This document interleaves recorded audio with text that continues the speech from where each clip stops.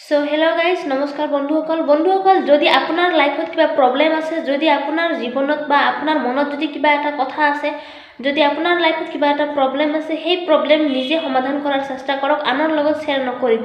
নিজৰ জীৱনৰ কথা, নিজৰ লাইফৰ সকলো প্ৰব্লেম, আপোনাৰ লাইফৰ কথা, নিজৰ জীৱনৰ কথা সকলোৰে আগত শ্বেয়াৰ কৰি থকাৰ কোনো প্ৰয়োজন নাই।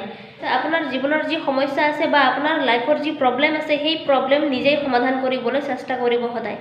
আমি জানো ডিছকাছ কৰাটো এটা ভাল কথা, ডিছকাছ কৰিব লাগে, কিন্তু সেই সকলৰ লগতে ডিছকাছ কৰক যাৰ ওপৰত আপুনি বিশ্বাস কৰিব পাৰে, যিয়ে আপোনাৰ অনুভৱক বুজি পায়, যিয়ে আপোনাৰ কথা গুৰুত্ব সহকাৰে লয়। কিন্তু বন্ধুসকল, পৰাপক্ষত সদায় নিজৰ জীৱনৰ কথা, নিজৰ লাইফৰ কথা নিজৰ মাজতে সীমাবদ্ধ ৰাখিবলৈ চেষ্টা কৰিব সদায়।